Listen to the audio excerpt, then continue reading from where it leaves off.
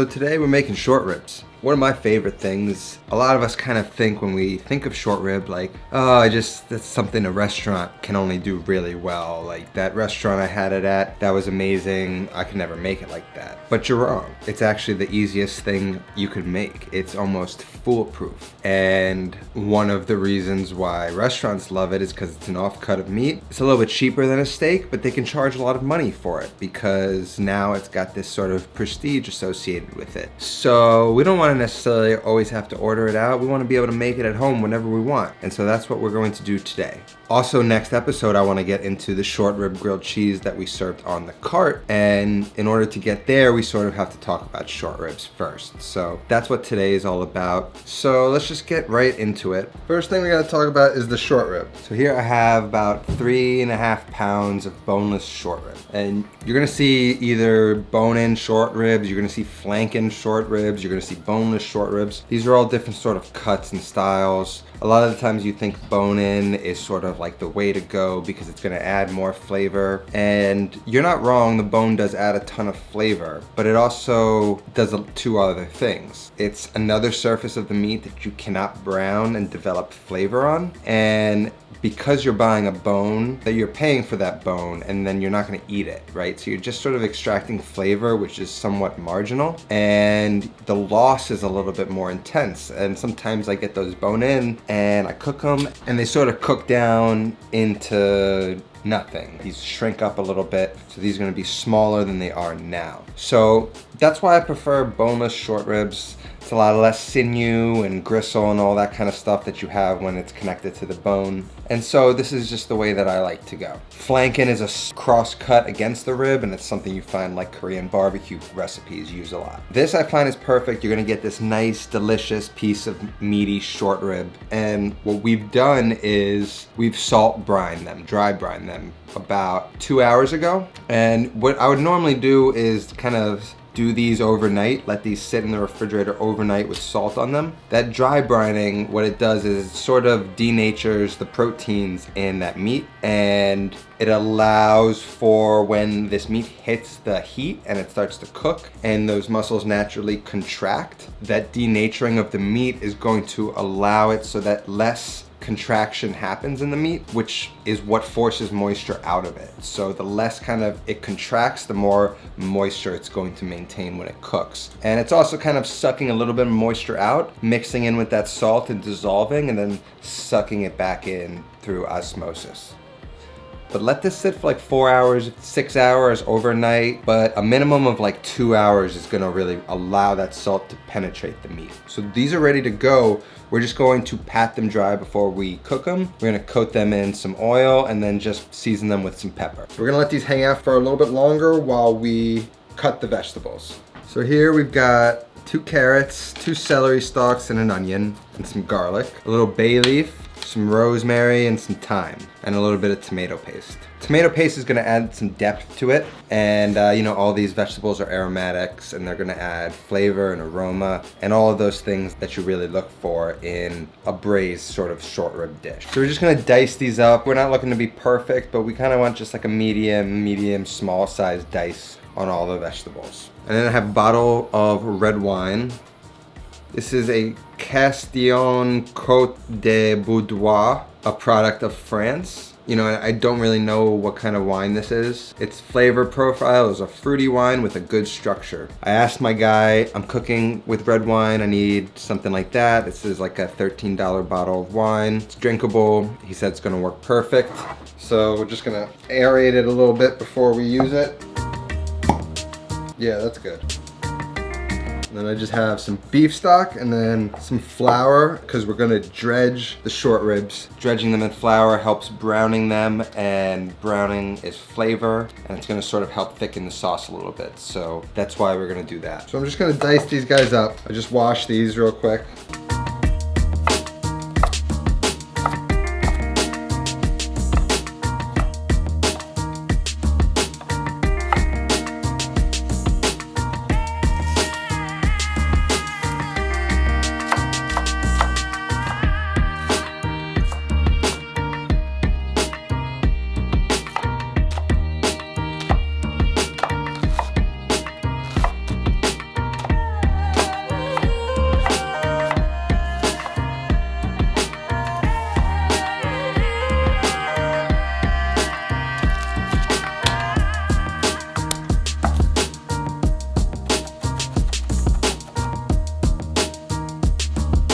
is what we got. We got our carrots, onion, celery, garlic, rosemary, and thyme, our bay leaf, and our tomato paste. That's done. Got our short ribs. These are ready to be cooked. We just need to pat them dry.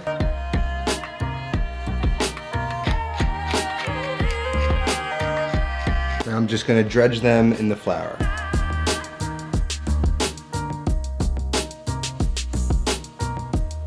So now I got my short ribs dredged, floured, seasoned. They're ready to go. Vegetables are cut.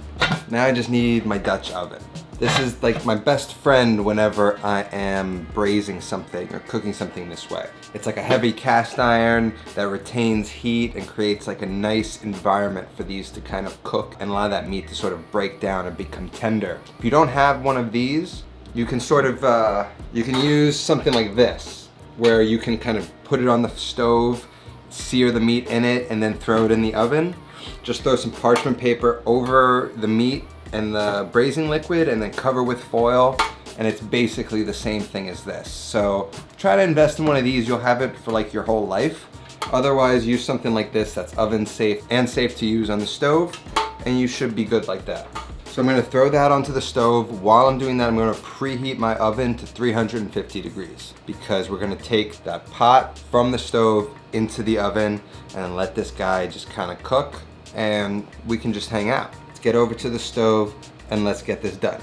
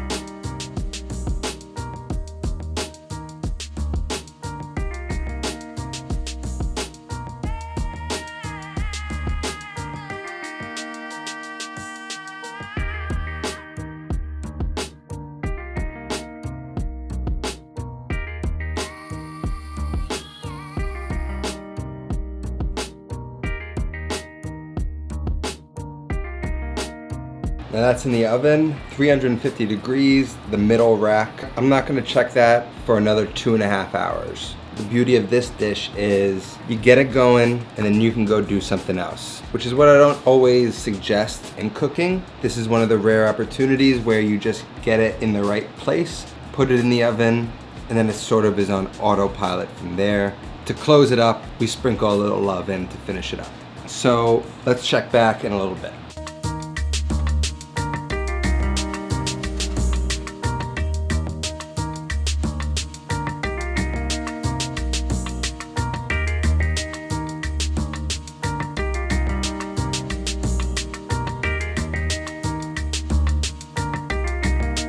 So I just want to pick out the bay leaf, get those herbs out of there. They're just soft, practically falling apart. So I'm going to get these out of here. There's just some fat that I just kind of want to remove off the top. Just get as much of the fat off as you can. I'm going to make the short rib grilled cheese next week, so I want to remove some of these. For that, I'm going to shred it and then add some of this liquid and mix it up with all the carrots and stuff like that, because that's literally what we did on the cart. So I'm going to try and replicate that.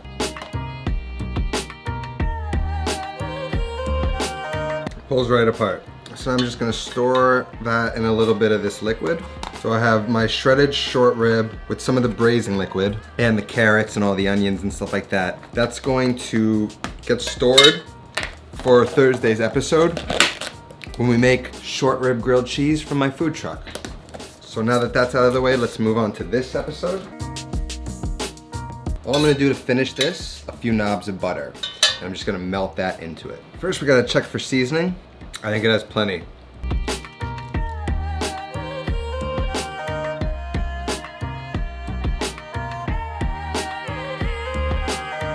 That just finishes it off in a really beautiful way. Now I want to dip my pieces back in there so they get nice and glazed in that sauce.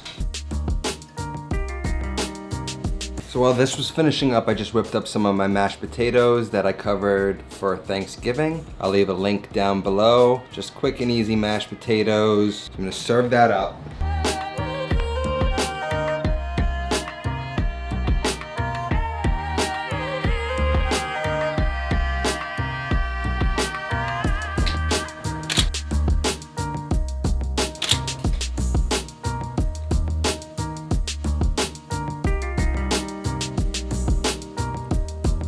Well worth the wait. What we got going on here is this really soft meat. It's tender, that fat and that beef has rendered out, making it super tender and fall apart. You don't need a knife, it's fork tender. It's seasoned well because we gave that salt time to penetrate the meat and really get in there and make an impact. We browned it nice, added vegetables and nice flavors, and that helped us create this easy sauce that didn't take anything fancy to put together. And I believe that short ribs should be served with mashed potatoes. So that's how you make short ribs. Everyone should know how to do it. As you could see, it doesn't take much effort, just a little bit of time and a little bit of patience, and it comes together beautifully. This is a good stepping stone into our next episode, where we're gonna make one of the most famous grilled cheeses that was ever served on our cart, the short rib grilled cheese.